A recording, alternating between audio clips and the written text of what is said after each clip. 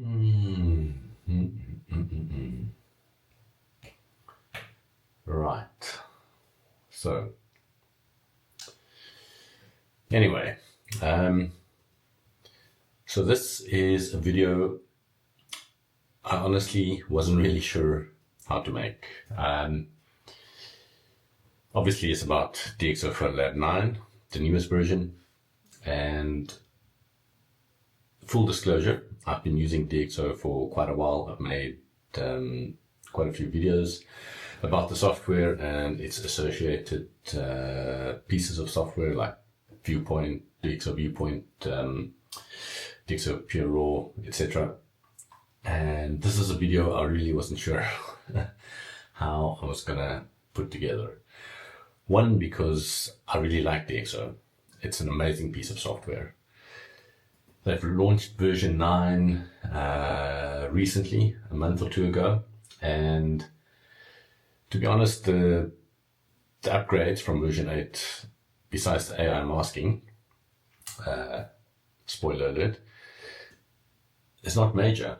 So in this video, I just want to quickly give you guys an overview of the noteworthy enhancements and new things included in version 9, and then you can decide for yourself whether it's worth the upgrade from version 8. So yeah, I don't know. Yeah, I think the best thing to do would be to dive in and let's have a look.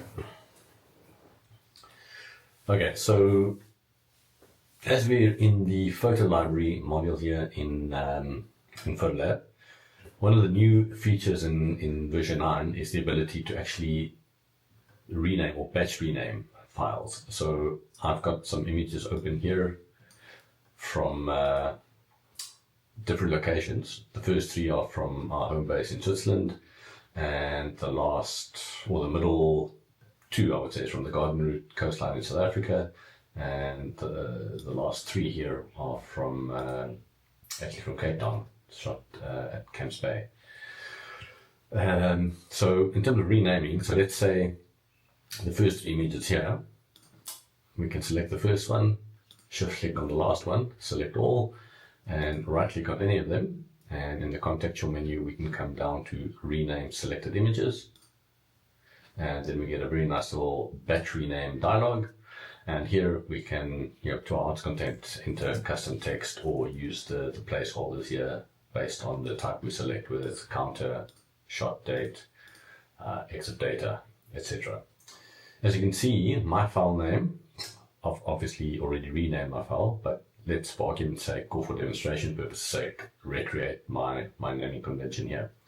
So I always start off with my initials, so Cornelius Miller, so that's CM, it's custom text, so I would actually enter that, underscore, and then I like to put the shot date or the shoot date, and that can actually be pulled from the metadata of the file. So we can select the type here, shot date, and then we can just pull in year, month, and day, underscore. And if we look at the file name so far, we see we have the exact date pulled from the file name. The advantage here is we never have to enter that again in future. So moving on, underscore, and then I like to do the country code. In this case it was Switzerland, which is CH, ISO country code, by the way. Another underscore, and in my current file name you can actually see what I like to do then is actually enter the shoot name or location or the goal for the image set. So that would actually be custom text. So let's just enter a custom placeholder and say custom text based on shoot underscore. And lastly, I like to do a numbered sequence. So we go to counter and we'll do the 3-digit sequence. And if we compare the two, you can see we've actually recreated the file name using the batch renaming tool within DxO. And of course we can obviously save that as a preset. We can just name that maybe default renaming and click on create if you like. I already have a few presets dialed in, so I'm not going to click create. So advantage there being, obviously, we don't have to enter that manually in future. We can just select the preset and files will be renamed based on our custom text that we just have to replace. Great. So, yeah, so battery naming in DxO PhotoLab 9. Nice to have, need to have. Not necessarily. I do that in my initial step before I import my images into any editing software. So yeah, obviously it's great to be able to do it within the software itself if you use it exclusively. If you use different pieces of software like myself, you normally do that before with the ingesting phase, whether you're using Photo Mechanic or I typically use Adobe Camera Raw. But that's a topic for another day. Okay, so then moving on, still in the library module, another new feature within DxO is the ability to actually stack images. Now, if you're using most image editing software, especially Lightroom, you'd be familiar with this. It's been around for a while. In DxO, what we can actually do now is, again, let's say we use the same 3 images from Switzerland. Select the first one, shift click on the last one, and then right click on any of them. And we come down to stacking and create stack. It's immediately numbered with the amount of images in the stack, and if we click on that, it expands the stack and tells you where each image is within the stack. We can also remove individual images from the stack by right-clicking on it, come down to stacking and say remove from stack, and you'll see that image is now not part of the stack anymore. And if we click on the stack numbers, it collapses the stack back into the stack, essentially. Lastly, we can we can right click on the stack and come down to stacking and say remove stack completely, and that will just return everything back to its original state. And that is image stacking. Again, not a life-changing feature. It's obviously very useful if you're working with a large number of images, maybe bracketed sequences for HDR images, or image sequences for panoramics, or if you're doing a lot of wildlife and sports imagery, we typically shoot high frame rates, so a lot of images you can stack certain sequences together just to create a bit of a visual and practical order. Again, life-changing, definitely not.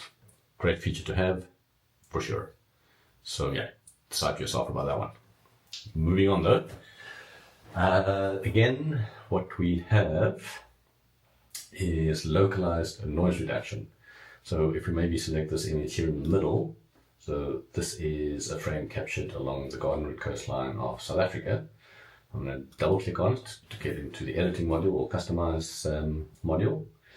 And this rock here specifically on the shadow side here, if we zoom into 100%, you can see that there's quite a bit of noise present there. It's not end of the world noise, but yeah, we can definitely improve on that.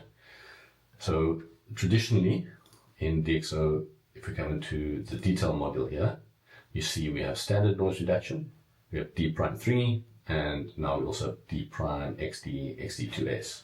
So if we select the most advanced model, it will actually do the noise reduction. In DxO though, it doesn't actually show you on the image preview what it looks like. What we have to do is actually select the loop tool at the top here, and once that is activated, in this little square frame, it will show you the noise reduction preview. So you can see there's a bit of noise here on left of frame here, or left of the square. If you move it over there, you can see it's working, and immediately that noise is gone. Same over here, and same over there. So you see noise outside of the square, and inside absolutely noiseless. So let's just get rid of that. Zoom back out. So this is global noise reduction. The localized noise reduction happens within the local adjustments or masking panel. So we come over there, we activate local adjustments, and we've already applied global noise reduction. What we want to do now is work a little bit on the noise reduction, specifically in the shadow area of the rock. So to isolate that, we'll have to mask that, and we can use the AI masks, which we'll get to in a moment. So for this instance, I'll actually just use the traditional viewpoint mask that DxO has had for quite a number of years. We'll drop it on the rock there. Now you can see with the red overlay, it's quite general, and we can actually isolate this quite accurately by adjusting the chroma and luma sliders here of the mask. So we're going to take the chroma slightly to the left, and you'll see the biggest change happening when we move the luma slider to the right here, and you'll see the red overlay there really zoning in or honing in on the rock itself there, or the shadow areas specifically, which is what we want. Now I'm going to zoom in again to 100%, move it up a little bit, and like I mentioned, DxO doesn't show the noise preview for the whole image. You actually have to do it through the loop tool here. So we'll activate that again so we can see what we're doing. And if we come over here, so we can see the edges here, the highlights, the edges of the rock here. Now you can see it's very, very noise free. And what we actually want to do is the reverse of more noise reduction. We want to enhance those details there, but still keep some of the noise, noise reduction, sorry.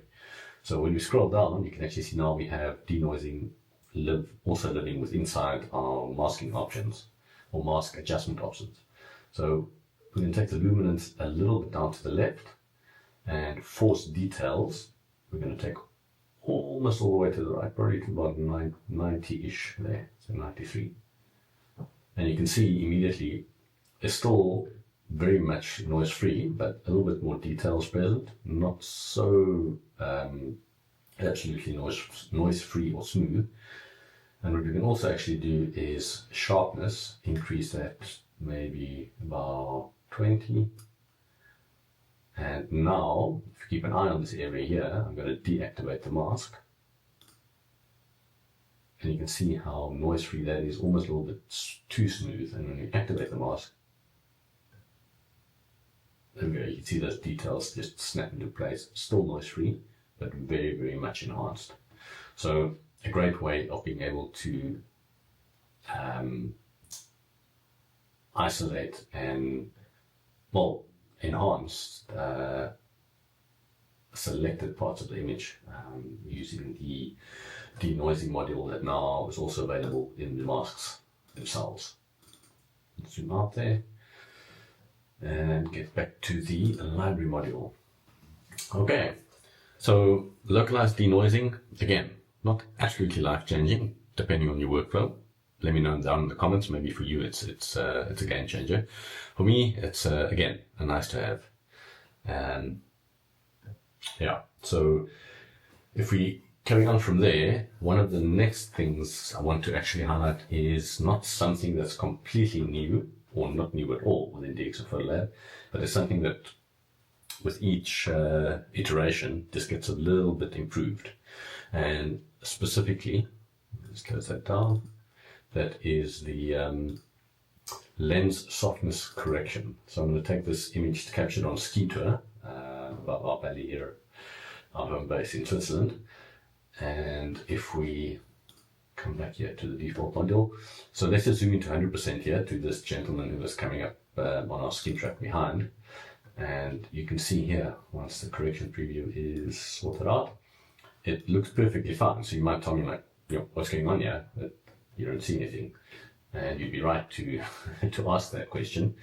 But if we come across here at the top right into the details tab, and a little bit, well, just below the denoising module, you'll see lens sharpness optimization.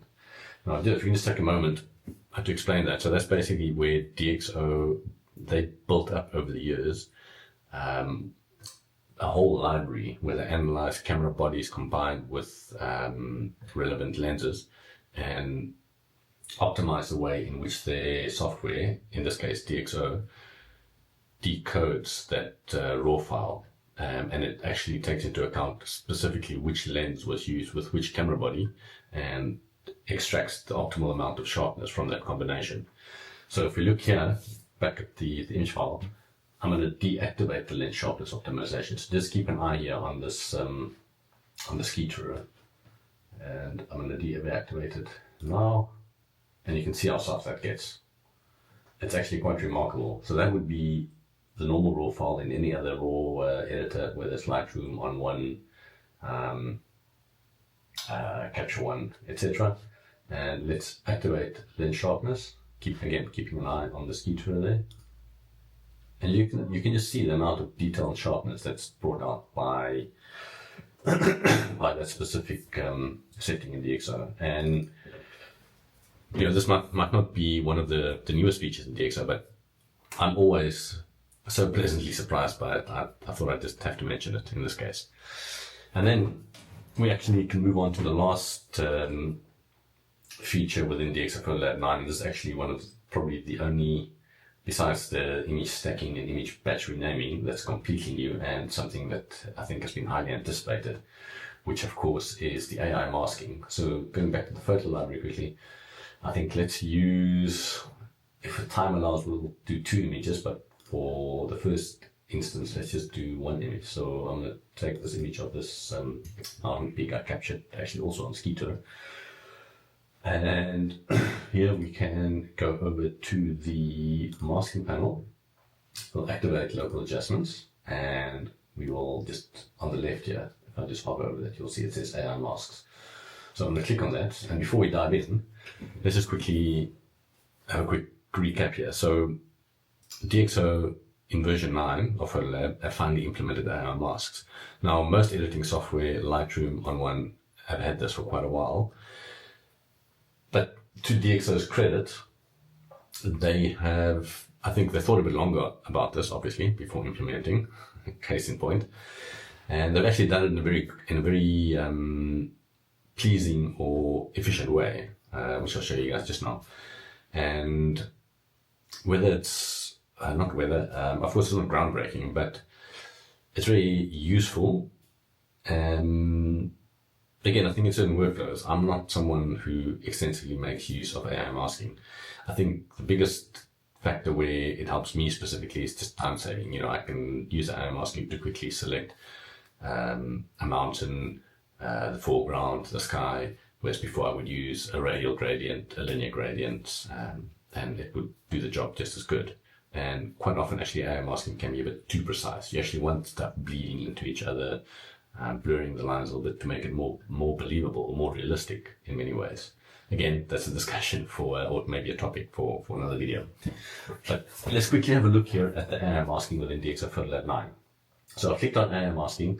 The software takes a moment, in my opinion, quite a bit quicker than most other softwares to analyze the image. And then when you roll over the image, you can actually see it sort of selects, or you can select parts of the image and also certain sections of whether it's a mountain, whether it's a cloud, sky, etc. This is obviously a little bit of a difficult scene because it's mostly the same tonal range and color actually. But what I want to do here is use the AI mask to select the mountain mostly. So here it bleeds a little bit into the cloud there. So I'm going to click on that. So it'll actually select the mountain. And the nice thing is, as you can see, let me just quickly close that. Sorry, let me activate that again. You can actually see the mask there where it actually bleeds into the cloud a little bit, which is nice. So it's not, when I hover over it, it almost looks like, it almost looks like it's going to have a sharp edge, but it doesn't. Once you click on it, it actually feathers in quite nicely. And at the top here, where there are sharp edges, does a good job of selecting those. So what I want to do here is come down to DxO Clearview Plus, just to draw out some extra details in that mountain. So I'm going to take it up to the right, and you can see the change in the image there. I'm going to overdo this a little bit just for the purposes of the video, so you can see that clearly. And again, let me just close that down, and we can do a quick before, after, and you can see the big change there. Okay, before I carry on quickly, so now you can see the AI mask saves time, very useful. However, in this case, getting back to the image in question, of course we've selected a little bit of the cloud because it is a tricky image, which brings me to the next thing that's actually quite or very useful, or in DxO's implementation of the AI masking and the masking in general, because now you can actually combine masks. So the AI mask has selected a little bit of the cloud here, which the Clearview Plus has affected, which I don't necessarily want. So I am going to come back to the masking panel here, and I'm actually gonna, on the bottom row here, second from the left, I'm actually going to click on New Submask. And now it's going to wait for me to actually select what I want to use as a submask. And in this case, I want to use a linear gradient because I want to feather into this AI selection. And I'm just going to quickly switch over to black and white so we can actually see what's happening here. So now I can see how well selected the mountain is and how feathered it is into the cloud. But still, this part of the cloud is quite affected. So all I'm going to do is drag this linear gradient bottom left into the AI selection. Maybe not make that as wide. Rotate that a tad, bring that up to about there, because mostly I want to affect this part of the mountain. So now this part is not affected at all. This part I'm not worried about because that wasn't part of the original selection. Okay, so now I can switch back to color overlay, and if we close that out, we can see. Quickly close that out, sorry. And if we disable the AI mask, you can actually see now, having a look over here, how the Clearview Plus only affects the mountain part, and the part of the linear gradient here has actually removed that effect. And the nice thing here, I'm just going to switch back quickly to the black and white overlay, is even though the marks are combined, they're actually still separate. I can still move them around individually, which is quite powerful. And again, you can implement this in your workflow as you see fit. For me, this is more or less the extent of it. So I'm just going to close that down, and let's have a last little quick look. Mask there. And let's exit out of there, go back to the photo library. Yeah, so there we go. AI masking, as well as how to combine them, whether it's AI or the traditional viewpoint or linear gradients. And that's basically that. So, which brings me back to how I started this video originally is, I mean, I absolutely love DxO PhotoLab. It's an amazing piece of software. So the big question here, I think, is it's in two parts actually. So should you buy or should you get DxO PhotoLab, whether it's version 7, 8 or 9, if you don't have it at all? Absolutely. You will not be disappointed. It's an amazing piece of software.